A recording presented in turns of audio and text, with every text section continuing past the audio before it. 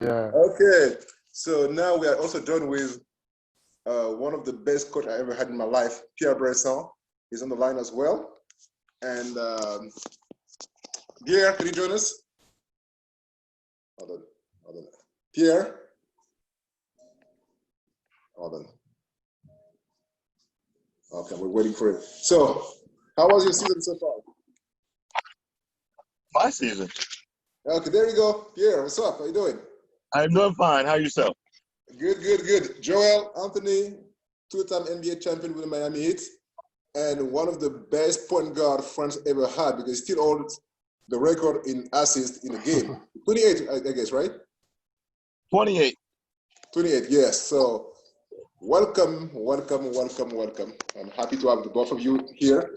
So Joel, I'm very happy for you to join us. You know, it's been a long time since we met, you know. Yeah, real long time.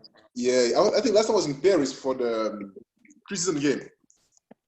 Yeah, that was, oh wow, that was like 09? 09, I think so, yes. Was it? That was the last time we saw each other? Jeez. Yeah, I think so, yeah, something like that, yeah. And so how, and congratulations, everywhere you go, you just win. Yeah, I've been pretty fortunate. Like later on, you know, the last couple of years have been pretty good. Team wise, have been pretty good for me. Yeah, and you know, I really wanted to have you on my ManyattaTalks show because of, you know, I go with ordinary people doing extraordinary things, and for somebody who got undrafted, and I remember your last year at UNLV because I was there for your last game and I remember we were talking, and I remember the conversation we had, and you were just thinking about finding a team in Europe just to play some year. Yeah. Like it was. We were like even talk with my coach. It was, you know, the whole thing with me redshirting at UNLV after my junior year.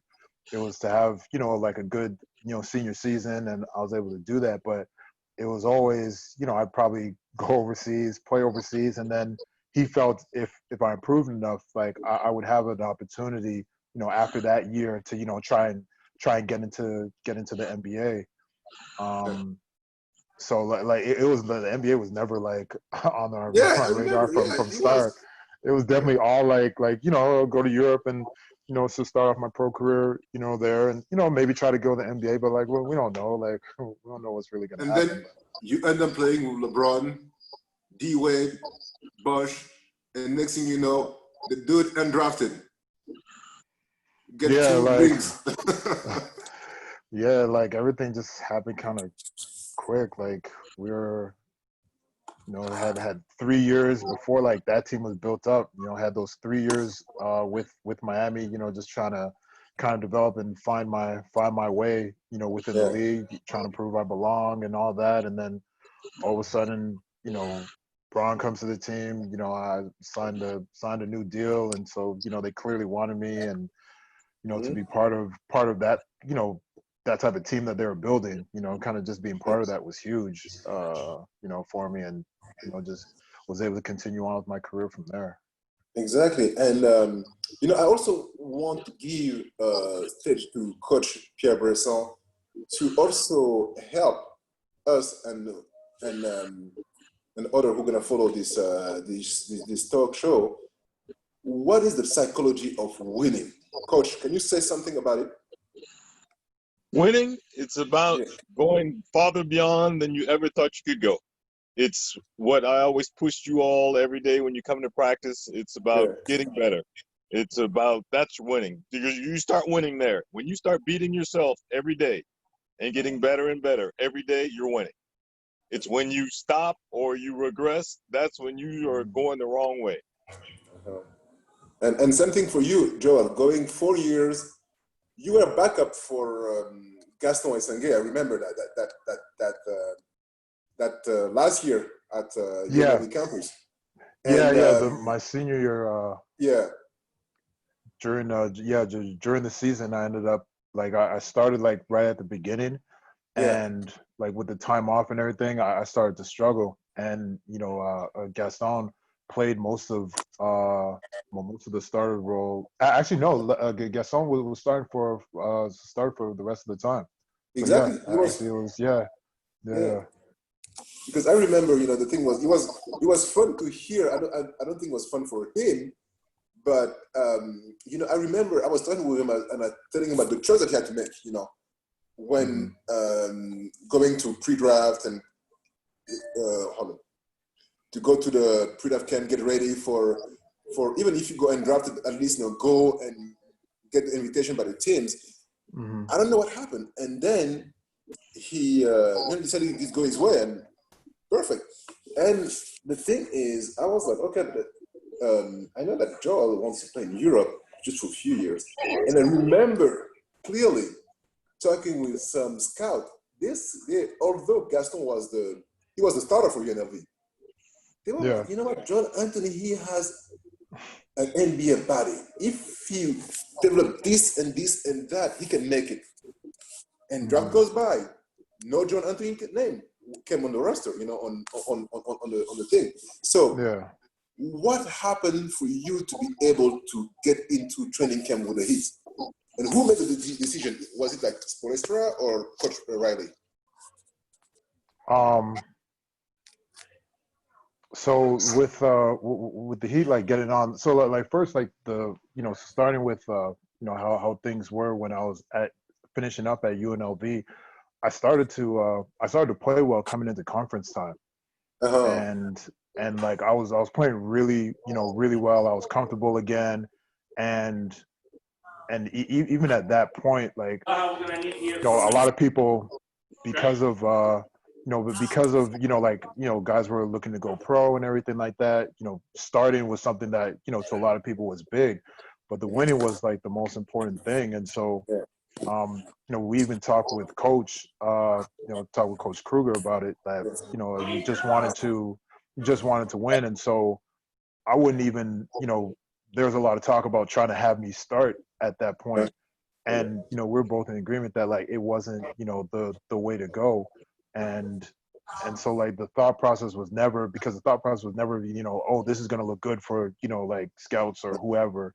It was just what we could do to win. And I think Gaston and I were able to play really well together. Yeah, exactly. Because like we still played the same amount of minutes, and it really didn't matter, So, but once the season was over with, I think in terms of my like the process that I went through, just trying to get workouts and try to get myself out there, it went pretty well. And I think I was just in a really good situation in Miami where there was a need for they wanted to have another big that they could develop, and I feel that like I definitely fit that role and that mode where I was someone who was especially back then I was really athletic, strong, and like how the scout said, like I had a good body like for the NBA, and it was just about like developing for me to develop as a player to get to the point where I could contribute. So when I got to Miami, from actually I heard this later on, they were looking for me to be one of the first cuts. Oh. And so they ended up holding everyone, keeping everyone there until the end. They didn't make any of their cuts until the end, but like early on, I was they're kind of expecting me to be one of the first cuts. And they said like I kept on showing different things, and that kind of gave them the idea that I would be able to develop, because I was able to pick up on certain things. Because honestly, going into it, just want to ask you, what was your process? What did you have to work on? Because you talk about developing, I think people want to know, what did you change, or what did you become better at, or what did people finally see between? Okay. Yeah. All right. So in terms of like specifically in my development, one is just like the understanding of how how to run through the sets. In terms of defensively, that was one of the biggest things where even though I was a defensive player, I didn't understand defense in the, I never played defense in the NBA. And so there's obviously a total different system. And Miami was a team that definitely had a system.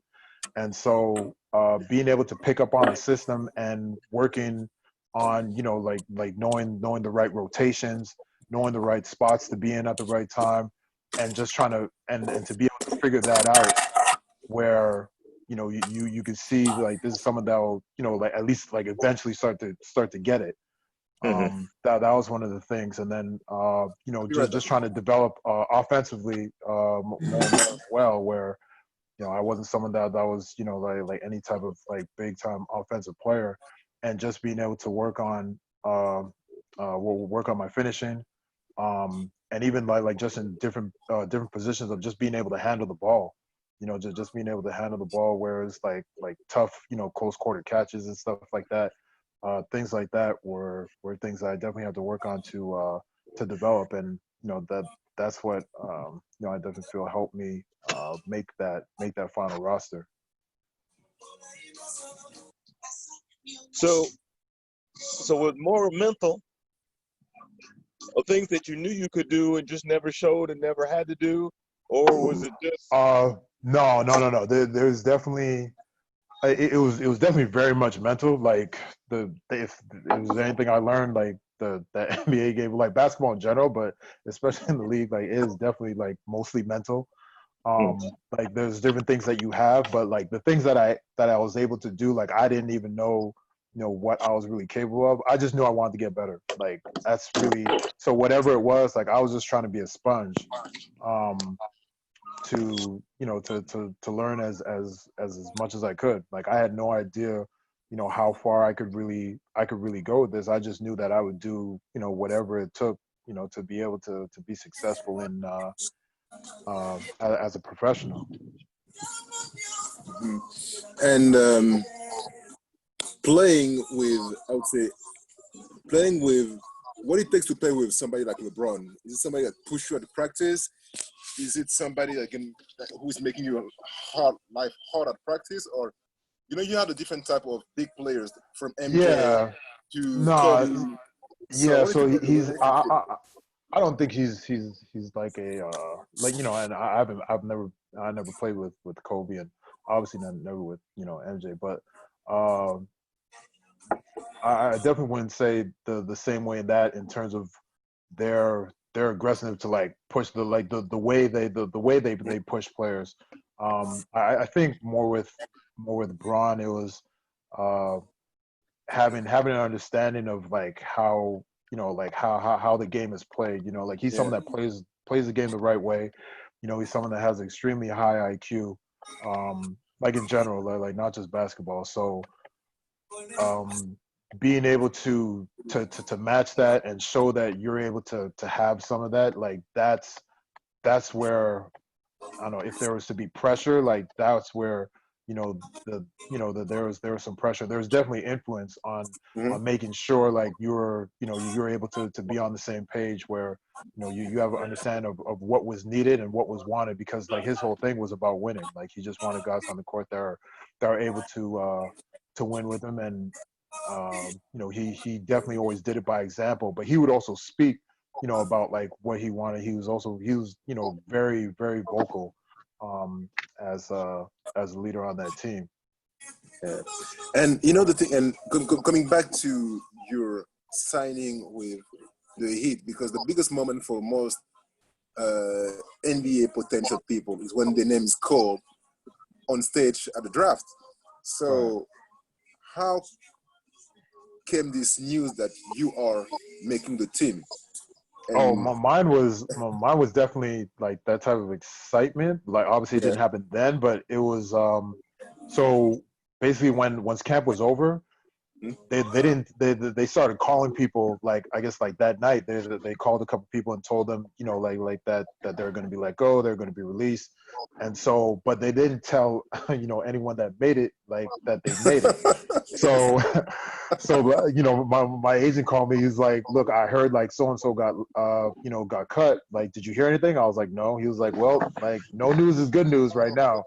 So I went to the gym, and I'm getting ready for practice, and I was like, okay, like I guess they're gonna say something in the morning in terms of who's on the team or not, and I had no idea what happened. And Miami, the way Miami's set up, they have a locker room, and then there's like a smaller like locker room like outside, where like most of the guys were that were just trying out.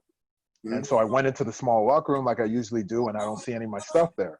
So I'm, confused. I don't know what's going on. And, I'm over there early. So there's only like two people in, around. There's like one player and like the equipment manager. So I go into the main locker room and I was just like, hey, do you know like where my gear is? Like, I don't know what's going on. This is supposed to be the first day of camp, but I have no idea like what I'm supposed to do. Like no one has told me anything. I'm just a kid like out of college, like wondering like what's going on. I don't even know if I'm on the team, or anything, or if I'm gonna get cut, or like what's the deal. And so he doesn't say anything. He just smiles and like looks around, and he looks over by one of the lockers that was empty before. I see my name on the front, so I can see I have a nameplate on the locker, and that's when I realized it just hit me like oh wow, like I made the team, like I made the team. And I was like, that was by far like one of the most exciting moments like in my life. So excited, like I'm moving around, I'm jumping around, and I went to grab my phone, tried to call my mom. My mom wasn't around. I couldn't reach her. I tried to call my agent to let him know he wasn't around. Like I just left a message like, look, like I made it, and like I just I was just, it was like an overjoy of like all these emotions, because I realized I actually made it, and I was in a process, mentally, where I was just locked in, and I was just kind of going through everything and just working. But once it finally happened, that was, for me, it was definitely, if anything, it may have been more bigger than if I had gotten drafted, just because it's not as, to me, it's not as close and personal. Drafted, it's like you're either like in the green room, or you might be at home or something. So it's totally it's totally different, especially if you're expecting it. And that's how it happened. How did you keep your humility? Because going from technically because nobody knew you at the draft, your name wasn't out there, and the season starts and you are in the team. So in Miami, you have all the beautiful girls, almost all half naked on South Beach and all kind of things. So how did you keep grounded and staying focused? I would definitely have to give that to my upbringing. My upbringing, like my mother is she sails a tight ship. So she was born in Antigua in the Caribbean, and she's very much more of a older school West Indian, very strong values, and she was very impressionable on me to have that. And a lot of what I get is definitely from my mother, and the way that she raised me. And it never, I never felt I was bigger or better than anyone. And to be, I've always had people tell me like, oh my gosh, you're so humble, and like that was the thing that I noticed the most, actually, that like people had said when especially when I first got to the team, because I guess they would expect someone to change. But I think also just knowing that just because I made it officially, like it didn't mean I was really official. Like I still had to prove myself. I still had to, and throughout most of my career, I kind of held on to that, where like to me, I was always the underdog, and I still was, even that when I was on the team, even when I started to play more, even when I signed a new deal, even after winning the championship, like it's still it didn't matter. Like I just personally, like I feel I was grounded enough. I definitely stayed grounded enough, based on my upbringing and the people I associated with. I had some close friends that were around, that I made sure that definitely kept me grounded and sane. You signed your first contract was 1 year? And that was my first question. And your second question is, who was the male figure in your life then? So my first contract was it was a partial. I signed a partial when I joined like training camp. So Yeah. you know it was one of those make good contracts, and it was and then the second year was a team option, which like obviously that they ended up taking. So that was my first deal. It was just a partial where like I only had like a certain amount of money. You know, it was like maybe like 50,000 or something like that. That was like guaranteed, and I just had to go through all the stages of I had to make it through camp, and after camp be on the roster. After roster, make it till January before I was able to earn that full contract. And then the male figure in my life, basketball wise, honestly, in terms of what helped me with basketball was it was mostly my coaches, but those I've had some different ones throughout the past. I've been really fortunate to have like some really good coaches that at least cared about myself and what I went through, and how I was trying to develop. You know, Mike Smith in Montreal was a big influence for me. But I'd say my biggest one was my coach from junior college in Pensacola was Paul Swanson, and he took on kind of a fatherly figure type of role, and like he was very tough on me, but it was because he cared. And even when I was messing up at times, just being a young kid, not always doing the right thing, like he had a very like tough role, like with me, played a tough role with me, and it got me, it got me through things, and he's someone that, especially when I first made it, he's someone that I definitely mentioned and thanked often, because I was definitely able to understand what he did for me. Um, I grew up, I just grew up with my mom. So growing up, I didn't really have that in the house. I didn't really see that, and even around, I didn't really have much of that growing up. So I was definitely fortunate for having a coach like that, and honestly, the coaches in general that have been good to me. And now going to the first championship ring, going through the whole process from reaching the finals, going through each game until you win. The first experience, that I would like to know. When we finally won it? Yes, the first one. Oh, okay.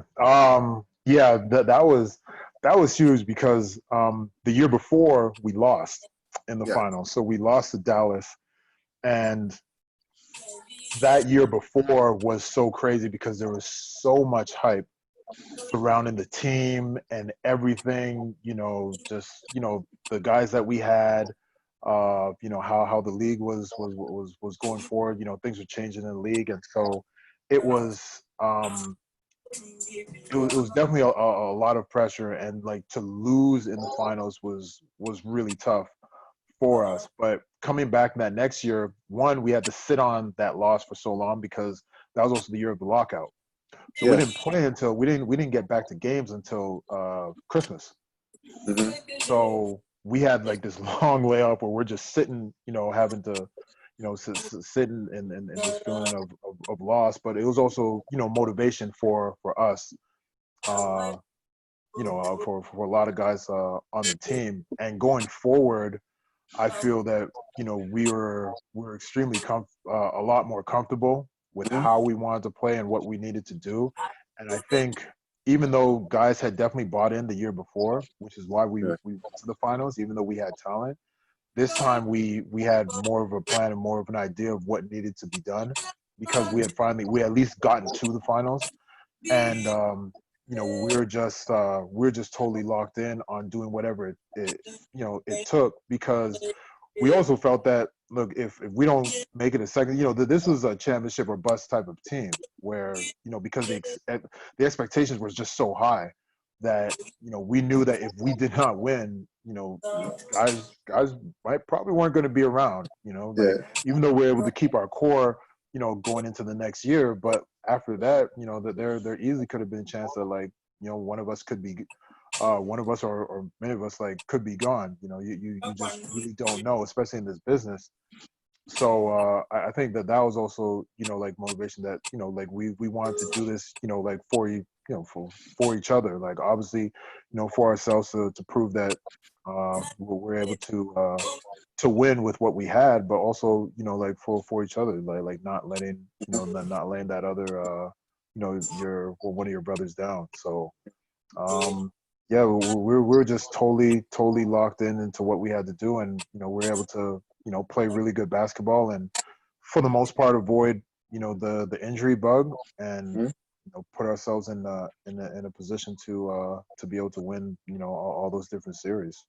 Yeah, and you know, I'm gonna take a moment just to welcome Princess Tirelo from the Royal African Nation in South Africa.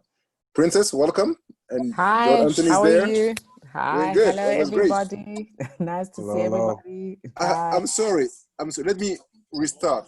Welcome, Your Highness, Princess Tirelo from the Thank Royal you very African. That's better, right? much better. No, kidding. Thank you, No, it's Princess. fine. Okay, so she's the princess of the Royal African Nation in South Africa. And quickly, I'll let you introduce your kingdom and your queendom, sorry, and what you guys are doing there. And then we're going to engage in a conversation with the two-time NBA champion, JoelAnthony, and also champion with his team in Argentina. And I also have coach Pierre Bresson. He still owns the record of assists in a game in France. He remained one of the best point guard France ever had, and also happened to be my coach when I was younger. A coach that I hated, I have to praise it, but I loved him forever. After I left him, I miss him so crazy, you know. So I love you, coach. Say it out loud. And, Thank you. And other people out there. So, Princess, let's go. Stage is all yours. Thank you very much. I apologize for being a little bit late. I come from South Africa. I'm from a little village just outside of Johannesburg, if any of you have been in South Africa, which is very close to Sun City. So the community that I come from, we're very blessed in regards to my great-great-grandfather and what they did for the community, and just being blessed by the fact that we discovered platinum under our land, and we've basically used that that wealth towards the people in terms of social economic development, from sports to health to education to entrepreneurship. And one of the big things is sports is a great thing in our nation. About 10 years ago, we had a joint agreement with the NBA, and we trained 5,000 kids who knew absolutely nothing about basketball.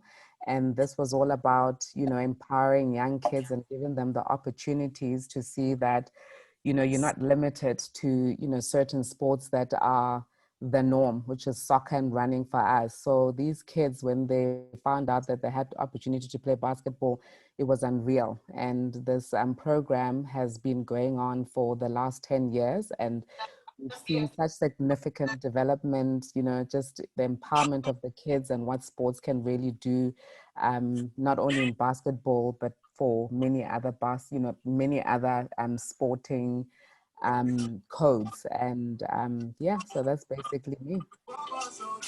Yeah. And so, Joel, have you ever been to South Africa? No. Oh. Unfortunately, have not had the pleasure. Definitely on my list of places to visit. Yeah. Okay. And I'm glad that we're also joined by Rachel, another woman on the panel, because she was complaining that we are not respecting the parity. So I guess that today we did a good job, right? You did a She very did. good job. Hi, everybody. Thank you. Hello. Excellent. Hi, everyone. Hi. Hello, hi.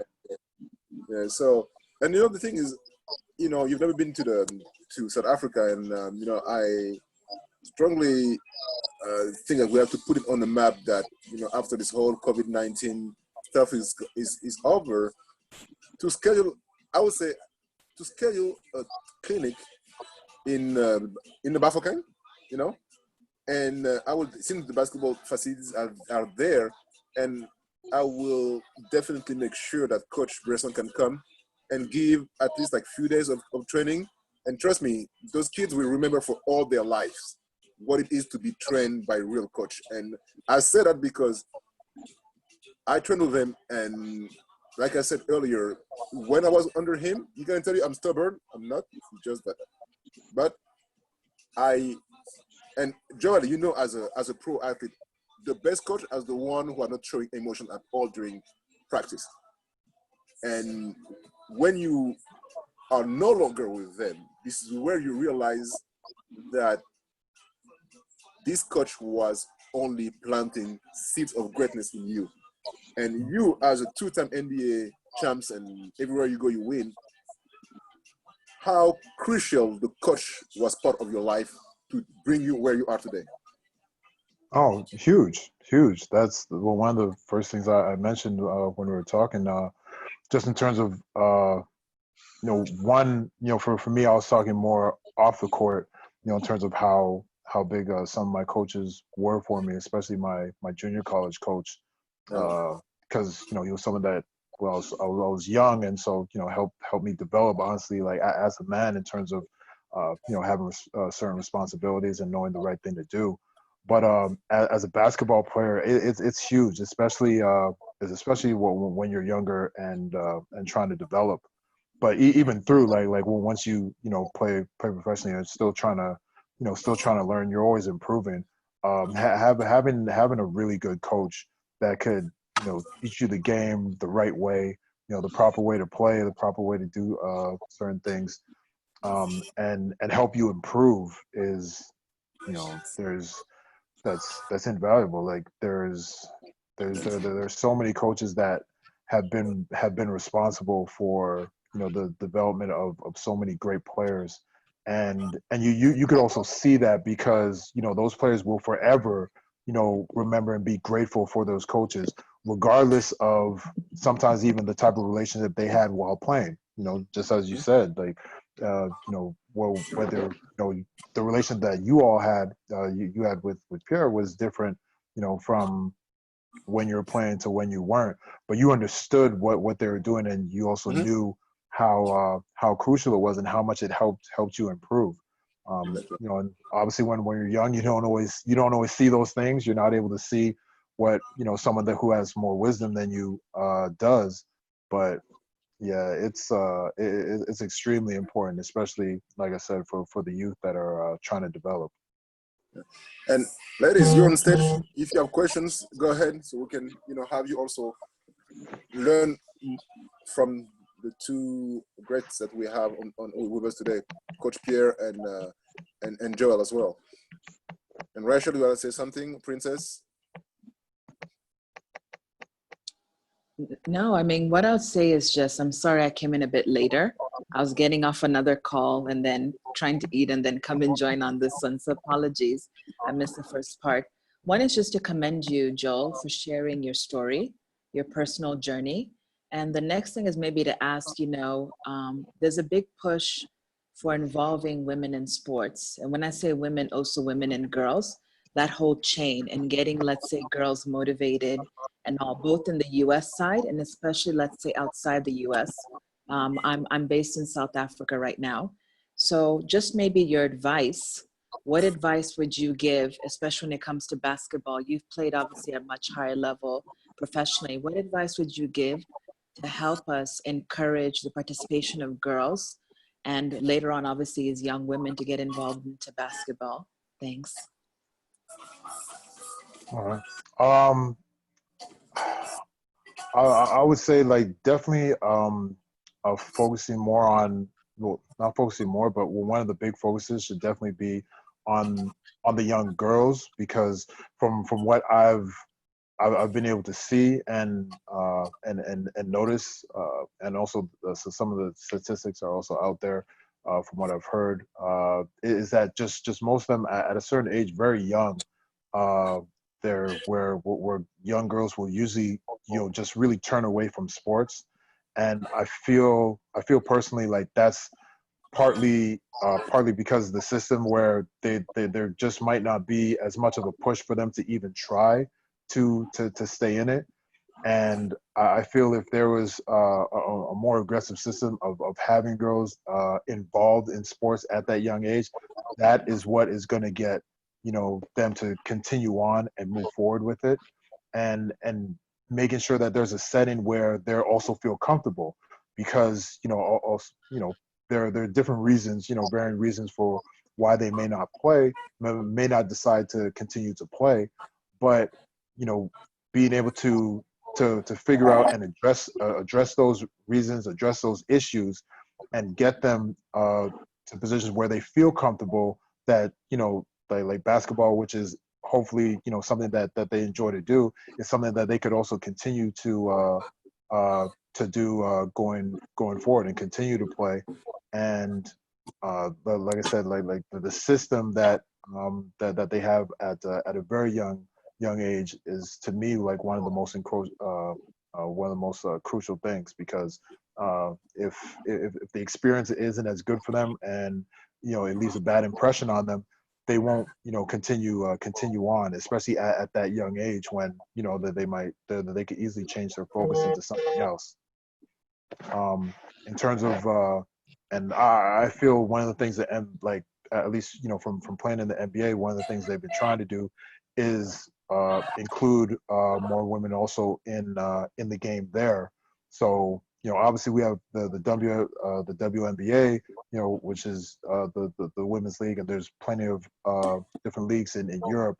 But to see, you know, pretty much not pretty much, the best league for basketball in the world, and which is, like, obviously mostly dominated by men, because it's men that play it, but to have women involved in that, where, you know, you're seeing now more women coaches, you know, more women trainers. You know, eventually, you know, I feel, you know, the league will definitely get to a point where you'll have like a woman that is a head coach. I think, you know, being able to see more of them in the front office, these are things that will also encourage the young, like, well, one, encourage, you know, women throughout, but when they're young, they have something that they is someone that they can look up to, and have that motivation, where, you know, obviously, like I said, the WNBA is there, and that's something that will definitely motivate and is great for the young girls, but also to see it that at really, like, any level, including the top level, that, you know, it really is something that women could strive to be a part of, and could truly enjoy and have a lot of success. Thank you. Thank you for sharing that. Well, and Princess, hopefully that answers. Sorry. And Princess, can you share more about the position of women in sports in the Bafokeng? I attended one event with you when you were talking to the girls, and or with your mother was there as well. And how do you use sports to empower, and how someone like Joel, because this message we're going to share the videos afterwards. Yeah. How you think that his story, because it's a wonderful story to tell, that I call that the belief to achieve effect, going from being undrafted to make the team, and to even like to win 2 championships with one of the best player of the world in the world, you know. And it's might sound critical because when it comes to bringing NBA talent to the Bafokeng Nation, I always wonder why the NBA is not doing his job properly, you know. And when I say they're not doing the job properly, is that there are many greats, you know. Judd is one of the underdog who made the team against all odds, and he's still winning everywhere he's been. He keep winning. Went to Argentina, national champion. In the NBA, 2-time champion. So I will definitely say that how do you cope with having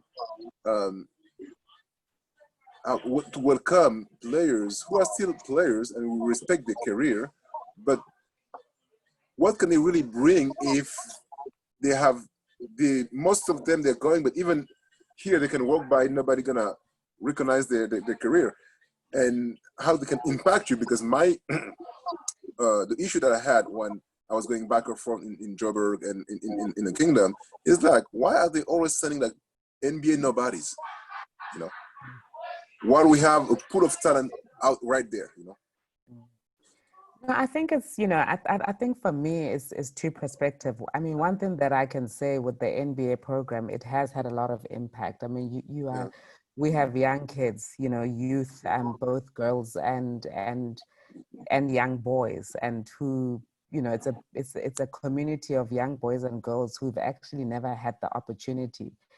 And with this program coming into the kingdom, I mean, it just gave them a sense of hope. And through sports, that, sports, one, it was that sports, it's just not all about, just playing sports, but they started to see the opportunities through education and everything. So for me, there's two things, having people like Joel who come into the kingdom and actually inspire these young people. And, one of my biggest issue right now, we have the whole gender based violence issue. Yeah. And,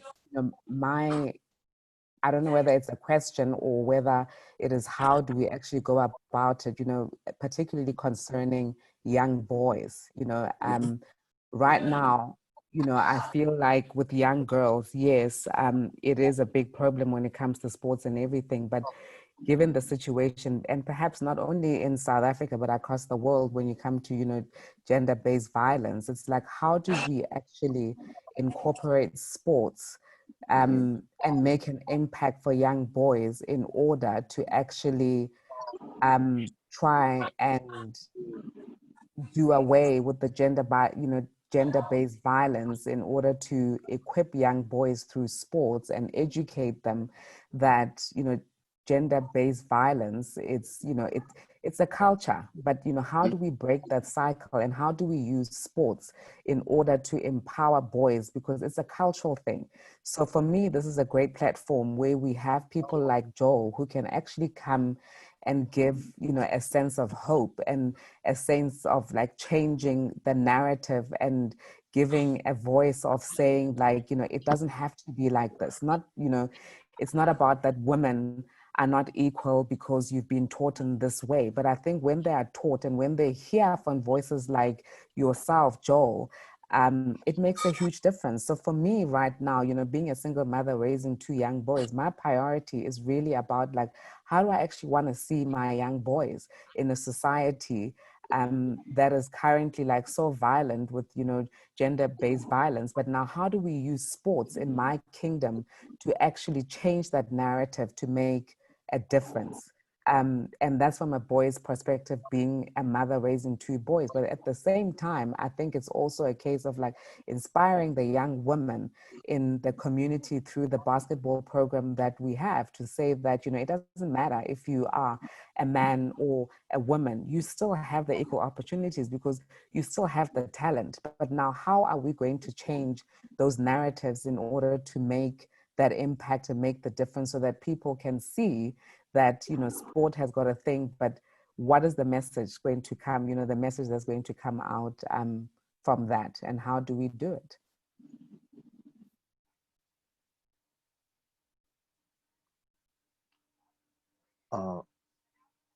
I'm sorry. I wasn't too sure that was more of a question directed at me, or was it more of a statement of what you were saying to him? I just wasn't sure if I was Yes. to respond. I think it's both a statement, but it's also a case of like somebody who has, come from nowhere and basically made it in, in the NBA, where nobody was basically, it was basically, it's not possible. So what I was just basically saying is like, how do we change the narrative through sports, particularly for young boys, and given the current status of what is happening with the, gender-based violence, for I think both women and young boys and young women. It's like, how do we make the impact? You know, how do you tell your story? We want people like you to come forward and say it is possible, but you know, there has to be a different narrative. Yeah. Okay. So definitely in terms of that narrative of gender-based violence, you know, and obviously that is a topic that, you know, especially like now that's definitely trending. Like I've noticed with Instagram, especially with what I guess it started in Turkey. There's people black and white photos that they've been doing. I just recently found out about that. And so I feel in terms of addressing that and using sports is because you have younger boys that are going to be more impressionable by these, you know, these different athletes. So, you know, for someone like myself coming in and, you know, different athletes and other people that they may either look up to or just may hold in a bit higher regard, have them, you know, explain, like, along with, you know, as you said, like explaining that, you know, there is hope for, you know, opportunity of playing and having success, no matter where you come from, but also in terms of how you know, I guess it's more towards the you know, when you're talking about off the court, where obviously, you know, on the court you want them to be able to have success as players and be able to develop, but off the court in terms of the right way to, you know, the right way to act, the right way to go about things. You know, I'm not sure if you were here earlier, but I'd spoken about one of my coaches that, you know, he was a male figure that had an extremely big influence on me, and I've had, you know, another coach as well that had a pretty big influence when I think about it now, on me off the court. And even though there wasn't really any conversations between us in terms of how exactly to act, sometimes I would just pick up on things that they did, and so their example was the teaching for me. And so I feel for these young boys that, you know, you want them to develop into you know, good young men. It's to have, you know, people that are going to be around that are going to influence them to, you know, do the right thing and understand that, you know, especially when it comes to, and what we're talking about, gender-based violence, that, you know, that's something that isn't accepted, and not just that, you know, it isn't, you know, it's something that has to be taken completely out. Where, you know, like personally, I was, you know, I've grown up around the people that I've been around when it comes to that to, you know, to that topic and that subject. It was something that was, you know, extremely looked down upon, where with amongst us as like boys and eventually men, you know, you understood it was something that you do not do. And we held people accountable that, you know, we felt even if like there was a possibility of them thinking something like that, you know, that wasn't okay. And so that's kind of what, you know, what I think would be, you know, one of the best ways to go about it, where you're trying to educate these young boys of, yes, you know, having success on the court is important, but as you talk to them about off the court, when it comes to that, they have to understand from, you know, these people that they're talking to that, you know, any type of violence, you know, like, you know, violence in general, but especially violence towards women is something that, you know, is just, you know, like absolutely unacceptable. It's not even something that, oh, you can't really do it, or, you know, like, no, like people have to really understand that this is something that you could, you know, you cannot, you know, ever, you know, like ever do. And, you know, also because when you talk about, you know, the culture, there has to be a culture where, like, if it is ever seen, that there is definitely an example made of, you know, consequences for that type of action, because, you know, they have to understand that this isn't okay. And I just feel that with the different you know, different players that, you know, like I said, that they may look up to, and they are more impressionable at a young age, that message will be able to come in a lot strongly from them, and, you know, hopefully have a greater impact. And we still have 10 minutes before we wrap up. I want to ask Coach Pierre, with all the woman-based,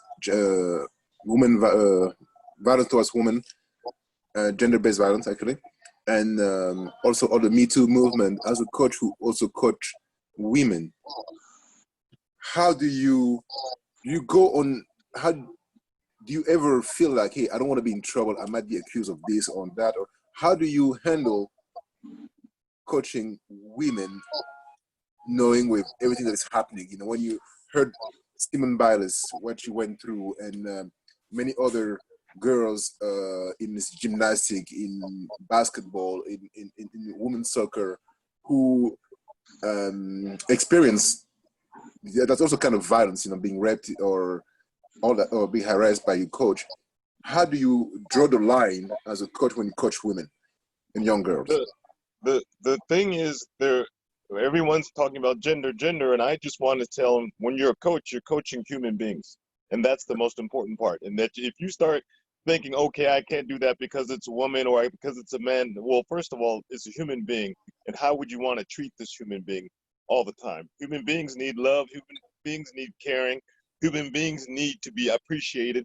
And I think that's we're going back to, you're saying, how can you get them to come and play sports? Well, they're going to have to understand that I can do something because I'm progressing. I'm becoming a better person. I'm becoming, and I'm having fun, and I'm learning a lot of things. And that, I think, is the most important part, so that every day when they come into that, wherever you are, whatever sport you're doing, they have to understand that, one, there are rules, just like in life. It's a human being life. It's just, these are basketball rules. And what Joel was saying about the forever, ever, it's like, no, there are things that you cannot even fathom thinking about doing. There are do's and don'ts. This is just the way it is here. And one thing also has to be changed is, don't the old do as I say, not as I do. No, we all have to be examples. We have to be the example to start with, so that the kids come in and see, or women or men or whoever the human beings, and they say, how did you get here? I asked Joel, how did he get there? What did he have to do? And he surpassed himself. He surpassed what everybody else thought that he could do to become the man, the champion that he's become. And they understand that there's only one way. It's no pass, get through, get out of jail card, go this way underneath, because that's what everyone wants, is a shortcut. And it's no shortcut. This is all about going the right way, going down the right path, taking somebody with you. And if I take somebody with me, and he takes somebody with him, and then he takes someone with him, all of a sudden there's 2 of us, and there's 4, then there's 8, then 10, then 12. But the first person that has to take is yourself. Me as a coach, I have to be example.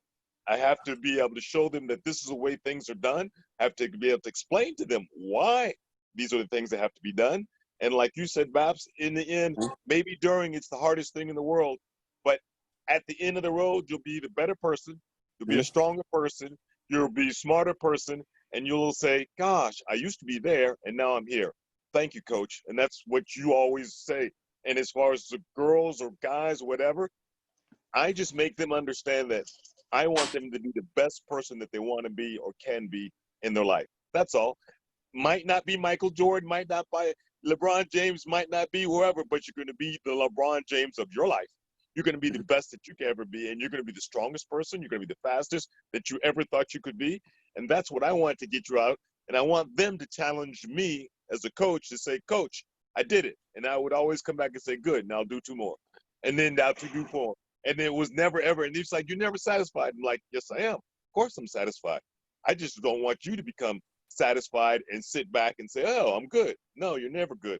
Because there's always someone out there working harder, better than you are. And now I have to understand that old crossroads, when you get to that crossroad and it's between you and him, and that's what it was between, when he was in Miami, he didn't know if he was going to get cut or that. It was going to be you or him. Some of that, make sure it's always you that wins. And that winning is giving 100% all the time. And when I say that all the time, it's like never cheating, never cheating. And as far as what you said last night about women, when you tell them what to do, and me as a coach, just remember what you told them what to do, because they're going to do it. And that's all they want to be, though, is to be told exactly what you want me to do, and I'll do it. And you can get the best out of all of them, because when you do it, and they realize that, okay, coach, you told me to do it, and then the result is, hey, I did get better. I guess I'll do it another chance, and you get another go round, and you get another go round. And that's why I always say, as a coach, you just have to understand there are human beings in front of you, and I have a daughter and I have a son, and I treat everyone just like it's my daughter and my son. And I've always told you, and you even know the same thing. When you're on my team, my telephone, you're my son. All of you, whoever I'm in charge of, you're my son, you're my daughter, and I'm opening and I'm listening. And I'm listening to you, and I want you all, if you're in trouble, call me, let me know. I'm not judging you. I'm there to help you. And we also have Lionel. He's, I would say, my brother from Haiti, a future lawyer and entertainment as well. You can take stage, and also I know you have questions, so go ahead before we wrap up. It's very refreshing because to be part of this, because I'm a second-year law student at UNLV, actually, and yes, and I draft contracts for DJs for record label, but I'm open to other mediums of entertainment, for instance, sports, also, and all that. And yes, I really agree that all the topics that you guys have mentioned, especially, in terms of equality for men and women. Right now, I'm doing an internship for federal judge in New York at the Equal Employment Office, and I see all those topics. It's very serious, and yes, we should definitely treat, like Coach Pierre mentioned. Regardless as a human being, not because she's a woman or he's a man. And I have one thing that I would like Joel to tell me. The game, the Ray Allen shot. I want to hear this story too. Yes, that I want to hear, because I was, we're all watching. They were bringing the trophy on the court for the Spurs because the game was about to finish. Yeah. So that moment when he shot the 3-point over Tony Parker, that game, I was like, I asked Ray, I say, hey, Ray, how were you able to keep you cool knowing that you almost lost the game, actually? So you were in that team, that moment. Tell us. We want to hear. That moment. So remember the year before we had no, actually no, it was 2 years before. Lost to Dallas. Yeah. But for the guys that are on that team, and I know, like, personally with me, and one of the things that fueled us is knowing the feeling of, losing, and especially severe loss. Like, there really isn't much worse basketball wise. Obviously there's things bigger than basketball, injuries, but like, losing is one thing, but to lose in the finals is one of the toughest things. And so that feeling, like, I remember everything about it.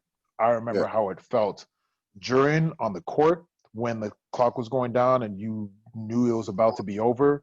I remember the feeling after immediately. I remember the feeling when we were in the locker room. I remember the feeling after when I got back home.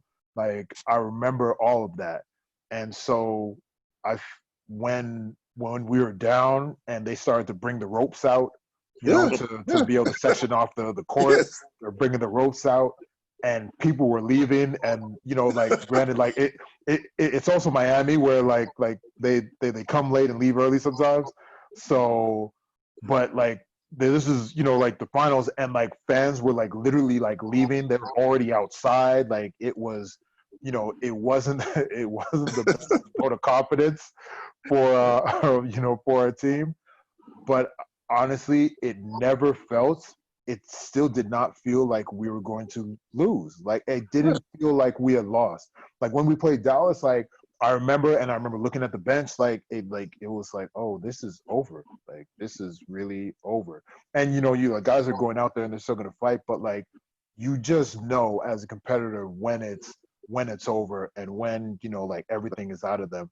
And with us, it didn't feel like that. Even with all that was going on, it never felt like that. There was times where on the bench, like, there was definitely concern with the guys, especially with the ones that were like on the court that were trying to get that done in that moment. But it did not feel like we were that it was truly over. And so when it happened, like obviously, we're excited and everyone was going crazy and there was, so much going on. But when that happened, like that was, like for us, that was our change, where it was, oh no, like we're really back, it wasn't over. We stayed with it and we overcame this, and now we could finish this, and now we could and then now we could definitely finish this. And it was, and game 7 was a battle too, because they came out extremely strong and focused. But I think it also it just came with they were already killed mentally on the game 7. Maybe certain guys. I remember. I specifically remember Tim Duncan being very much locked in. Like he was locked in. Like he was not affected at all by. Well, I won't say he was not. His play did not show that he was affected at all by Game 6. He was ready for business. Game 7, and was performing. The way you would expect. Your Hall of Fame power forward to perform. So he was he was someone that I knew was definitely locked in. And but yeah, they it was that's just like obviously like how the games go sometimes. But we just never felt like it was over. And it's over, but like and when it happened, it just you felt even more like validated by those feelings, because like look, like we we didn't feel it was over, and it actually it truly wasn't, even with everyone going. And that's why people are cursing, get those like get the ropes, get those ropes out of here, like this isn't this isn't over, this isn't done. And that's why everyone was going off like that. But yeah, that's that was pretty much the feeling when that happened, before like before the shot, when we were down and everything like that. And it really looked like it was going to be over to everyone on the outside, to like us being able to come through and and Ray make that huge shot off of off of CB's old board. And that was an offensive rebound, because somebody shot. Yeah, exactly. LeBron took the shot. LeBron shot. Which was supposed to be the winning shot. Yeah. So like and Bron shot and shot. a miss. Yeah, and Boss and so CB got the rebound. Yeah. And kicked it out, and it was just perfect. Like he ended up getting the board and kicked it out, because Ray just had to take. He caught it. Caught it and went 1-2. Like 1-2 backpedal into the 3, and it was just like the perfect situation for that to happen. And we're fortunate too. Like Tim wasn't on the court at the time either. And so like we had an advantage on the board, because obviously they we're trying to get a 3, and they went small, and so that that's one of the things, like it may be easier to guard the 3, but you also have to deal with offensive boards. And we're fortunate that Chris was down there. And CB was at the right position, and like you said, Tony Parker came to guard Ray, and when you look at the whole thing, I wonder how they orchestrated so well. LeBron take the shot, CB get the rebound, and look, he was looking for Ray, and Ray cut the line, go all the way to the 3-point, and boom. Yeah, it was. But that's what like as a pro, like just all the repetitions and just knowing, and you just go off instinct. So Chris like understands the situation, time, score, and he got the ball. All he knew was like kick out for a 3, and when Ray. Like Ray saw it, when Ray saw that rebound, like Ray's already thinking like if he gets it, like I just like all I have to do is like get open, like I just have to get open. And so he like started moving to be in a position so that he could take that shot. And it like I said, it worked out perfectly for us. So We still have 3 minutes to go. Who wants to ask questions? Princess, Rachel, Pierre, Lionel. We're still having for 3 minutes, so let's do it. I had one question for Coach. That crazy assist game that you had, was it a bunch like I want to know, like, did you have like a favorite target that you went to that was just like wait. Let me get one thing straight. You act like it was just one game. He didn't tell you. In the top 10 assists, I hold 8 of them in France. I had 28, I had 27, I had 25, I had 20. So you act like 28, which like just came out of the blue. Oh, it was one rainy day in South Africa. Yeah, no. Okay, you got another question you want to ask me? Okay. Well, that's definitely good to know. That So answer your question? Yeah. No. So it's like for those type of like big, like huge games, so you got 20, 28, 27 assists. Was there like clearly like a lot of people were getting fed at the table. So like was there like did you have though like a favorite like target where like you just knew like you could feed him and he was like they're gonna get you like an assist every time? Or I had the leading scorer in the history of France playing on my team, the best shooter that ever existed. So that's another thing I forgot to tell you. Yeah. And then I had the dominating offensive rebounder. So I had some players around me, and I realized really young that my job in life was to assist people. And that's what I did on the basketball court. And that's what I do as a coach. I'm assisting people to get better. And that's all I want them to do is get better. And I used to yell and scream and holler at them when they didn't want to get better. And so did I have a favorite target? Yeah, I knew. I was smart enough to know who was open. And there were times where I played with an American one time, and Brooks Steppe from Georgia Tech. He said, all right, Coach, I missed the first 6. I'm ready. I'm hot now. And I'm like, yeah, you certainly are. Coach, get him out of here, man. This ain't working. So, the intelligence, like you always said, the intelligence of knowing who to throw it to, and the smartness also to tell the person that I didn't throw it to, encourage him so that he would understand. We'd go out on a fast break 3-on-2, and I tell the guy that I didn't get the ball to, way to run the floor because you were the one that made that basket. Because if you didn't run the floor, then we're playing 2-on-2, it doesn't work. But now I'm going to keep taking that pass. I'm going to give it to the other person. He's going to make a layup. If you make a layup every once in a while, or you start making that shot, I'll give it to you. But until that, you just keep running. Yeah. And anecdotes, yesterday you weren't there, but I was saying that, that kind of coach that you have in your life, and Pierre was the coach that, when you know that you have practice on Wednesday, that the Tuesday you have nightmares. You're like, I'm going tomorrow to, no. And then, even when you walk all the way until you get to the training, you didn't even want to look at him, because you know that he's going to kill you tonight.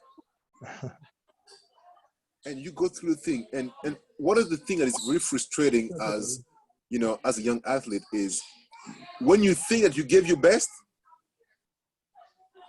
this coach has no emotion, nothing. It's not enough. You're like, what? And he has no emotions. He doesn't care. Then you go home, you have a hard time sleeping because, damn, what I did wrong. And then, you go back practice again.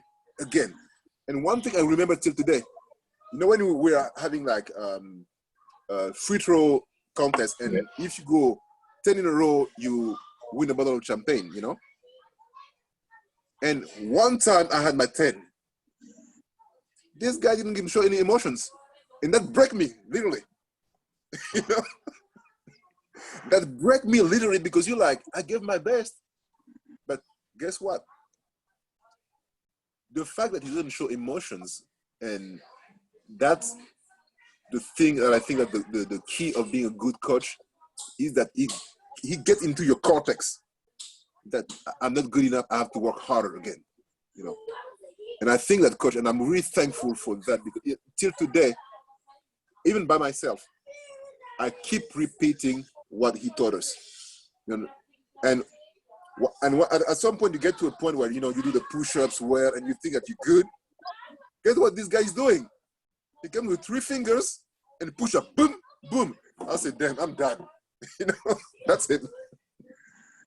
The key to the whole story is, in the end, that you think that you want to do what you want to do, and it's not me telling you what to do. You're doing it yourself. And then when you understand that, and I'm saying that for the women, for everybody else, that they understand, I'm just giving you directions. I'm giving you something that you need to go on, and you're doing the work. And I've got plenty of stories of things like that where people understand that. I'll share it if I have 2 minutes. When I retired from playing basketball, I began to ride bicycles, and I ride a bicycle, and then I had a little GPS, and I was like riding around for hours and hours and hours. And I live right next to a mountain near my house. And this mountain near my house, everybody used to always say, "Pierre, did you ever ride up that mountain? Did you ever ride up that mountain?" And I was like, "No." And so one day I programmed myself. I was like, okay, so that way I can say I rode up that mountain. But before I rode up that mountain, I rode 100 kilometers elsewhere. And for all those 100 kilometers, I'm riding, telling myself, I don't want to do this. It's too hot. It's too cold. It's this. I'm hungry. I'm this. I'm that. It's too, and which is what we do. We think so negatively about ourselves and about what we have in front of us. And when I got to the bottom of the hill, when it was time for me to go up the hill, I saw this wonderful butterfly fly across in front of me and land on my handlebars. I'm like, no, you got to be joking me. And it's like when you go up the hill, the mountains are here. It's like 12 S's. And he stayed on my handlebar. And I looked at him, and I looked at him, and I looked at him, and I looked at him. When I got to the top of the hill, he flew off. And I hadn't even realized that I went up the hill. And that's what life is all about, that we all have butterflies that we have to think about. I'm not saying you're not going to do the work, because Anthony, he did the work. We all did the work. But you enjoy the work. And I enjoyed it because I was thinking about this beautiful butterfly. And for all the days of my life, everybody needs to think about your butterflies. And I heard Princess said she's got her 2 children. Those are her butterflies, and she'll do any and everything for those 2 butterflies and won't even think twice about it. That's what we have to spread. And that's all I want to spread with everyone else and everyone I teach is, hey, there's butterflies. There are things in the world that we all need. We just have to keep our eyes open and understand that. If you understand that, I'll push you. I'll push you. And like you said, 3 fingers, 1 finger with thumbs, I'll do whatever, just to show you that, hey, if I can do it, why can't you? If Andy can make it, why can't anybody else? Because that's what everyone needs, is a little bit of hope. That's all. Very well said. Isa from Chad, are you back? No, I think he's not listening. Okay, so Rachel, I know that you have also a lot of things to share with us, and we learned also a lot from you since yesterday. So I'll let you on stage before we wrap up, and we're gonna end with Princess and then Joel to wrap up the whole thing. No problem. Thankful for all the insights that all of you have shared, starting from Joel to Coach Pierre, to Princess, to Rello, to Lionel, and everything. Of course, you, Padnap, and everything. So I appreciate that. Thank you for bringing me to this forum, because I'm learning a lot of what happens behind the scenes, on the court, off the court, between yesterday and today. So thank you for that. And just one thing for Princess Torello, I'm a social development specialist by profession. So if you're looking to how to address GBV through social programming and other stuff, I've done it in other sectors. I can assist you if you're interested through the sports sector. But that's it from my side. And thanks as always for convening us. Really, really important. Okay. Joel, so what's next steps for you? Well, right now I'm actually working with the CBL, the Canadian it's a Canadian basketball league that is in its 2nd year right now. They have basically their season during the summer, so it's actually very well run. It's a think of it more of a league in the summer as opposed to a summer league, you know. So they're not the type of casual type of, like Drew League or Crown League over here in Toronto or anything like that. Very well run league. And so even with everything that's going on, they have basically you can't really have a season because it's been, everything's been shut down, been cut short, and so we're having a tournament right now with the teams in the league. So there's 7 teams involved. I'm working with the Hamilton Honey Badgers that one of my friends is actually the GM of, and so I've been helping out here as a consultant. So I've like been on the court with the players, helped out, a little bit with the coaching staff and with the GM too in the front office, just trying to help with my just lend all my experiences and everything that I've learned, and just trying to use that to give back to the team and try to help them as an organization and also the players as well. So that's what I've been doing right now. I'm actually here right now in the hotel over here. We have our own little bubble kind of set up, a little half a bubble. We can't do it like the NBA and have everyone locked away in the Disney resort, but just trying to get it done, and it's been going well so far. The games have been going well. The guys have been able to stay healthy, and so hopefully this is something that can continue on. Perfect. And the word to the end to the princess. Yeah. Well, I'm very overwhelmed with quite, just excitement. I think, I'm just hearing what, Coach Pierre was saying about just treating everybody about being human. And I think that's what we need to do. And for me, I mean, Babna will tell you, and I hope one day I can welcome you all to my community. When you come here, you will not want to go back. I think there's so much inspiration and so much hope here. And I think, our story is a story that needs to be told in Africa and the whole world. And having people like you, Rachel, Lionel, Joel, Coach Pierre, we need people like you, as, mentors and just coming to inspire. We have a whole bunch of kids here that just want to just be given that one opportunity. And as I said to B, he's been here, he knows where I come from, and I hope that we can all one day meet and just share the same light and just basically just move forward and just bring people together through sport. And I loved what you said, Coach Pierre, it's like, you push people, and right now I feel like 44 years later, I just feel like I still need to be pushed to get that butterfly on my cycle and get up that mountain. But thank you to all, and I hope that we'll all meet soon. And thanks, B. Wait, I have to add something that the princess is not sharing with you guys. And it's not secret, so I'm going to say it out loud. Michael Jackson is one of the honorary member of her tribe.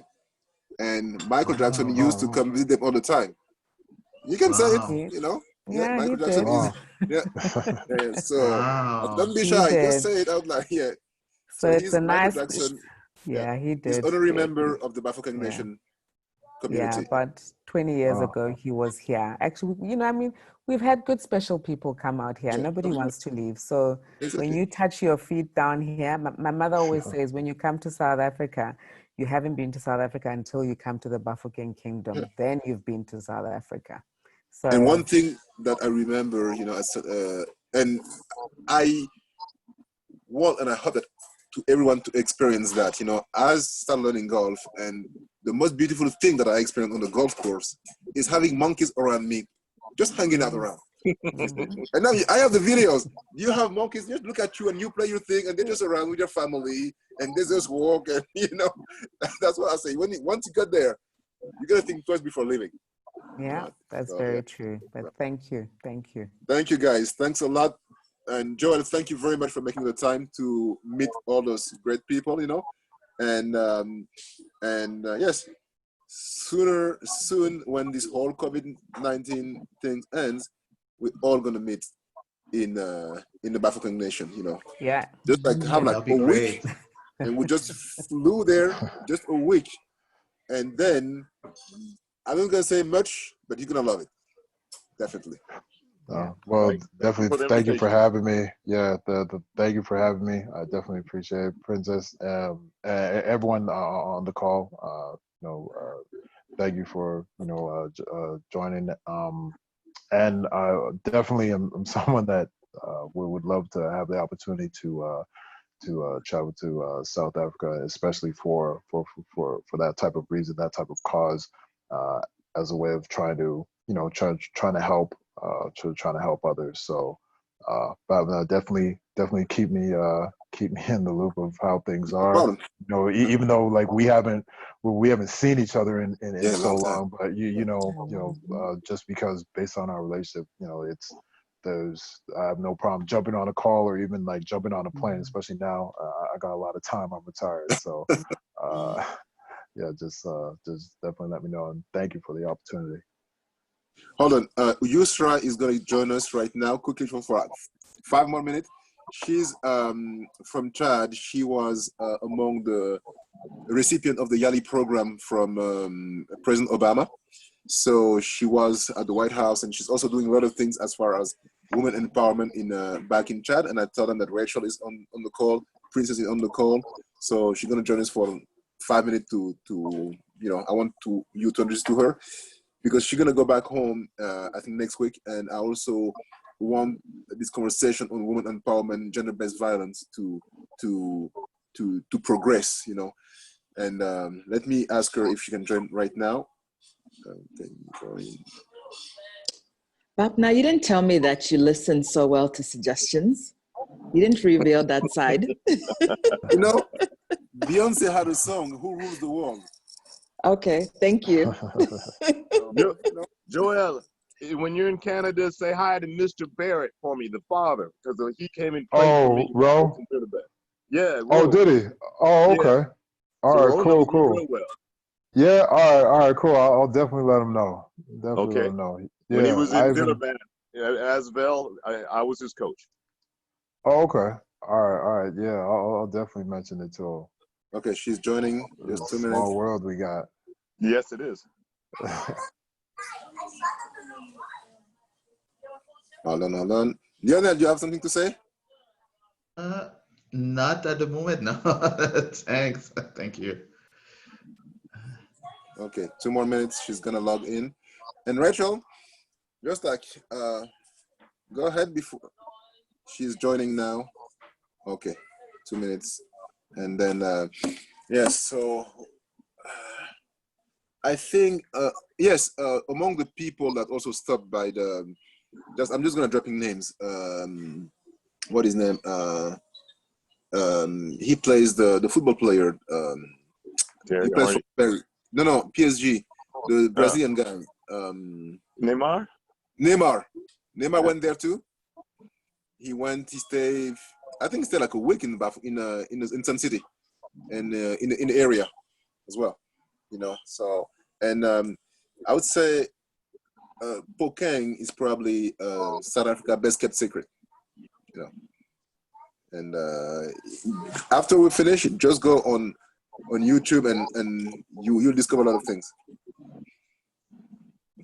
So, all done. Is she here? Are you there? Are you there? And sorry to keep you waiting. 2 more minutes. She's gonna join us. Ready? Okay. And let me see. We're recording. So, Leonard, you're in Las Vegas. When did you arrive in Las Vegas? No, right now I am in New York because the classes there on Zoom for the fall. Okay. So I'll be going on January. Okay. Let me wait and see participant. We're waiting just for her. Waiting. Hold on.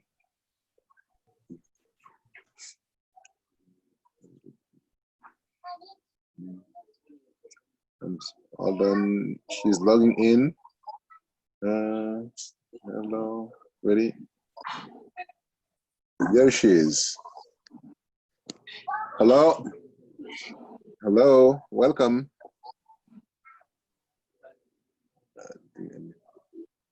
Okay, she's joining.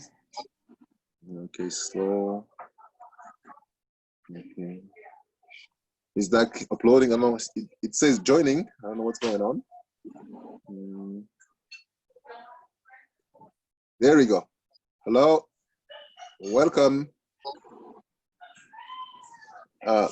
Miss Yusra. Hello. Can you hear us?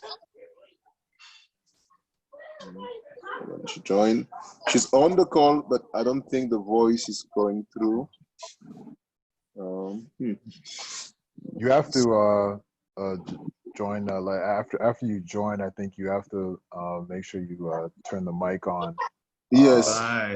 Yeah. So because you have to join like audio also. So you might be on the call and you could see everything and hear people, but you know, for all that, like at the bottom left corner, there's I'm sending you a message to turn on the audio. You know.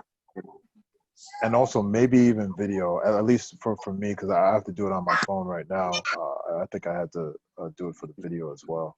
Yeah. This is what I'm doing. Uh-oh. Okay, what's going on? Okay.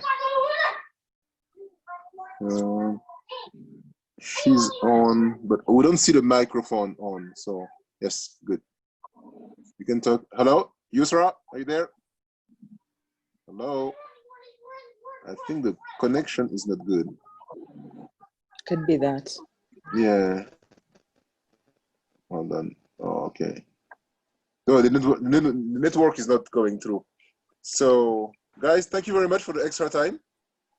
And we reconnect again soon, okay? Thank you. For organizing. Okay. Thank you. Great. Thanks a bunch. Thanks for having Bye. me. Have a good weekend. Have a good Thanks, weekend. bye. Everyone. Yeah, bye-bye. Great weekend. Bye. Good one. Bye. Bye. I'm ending the call. Goodbye.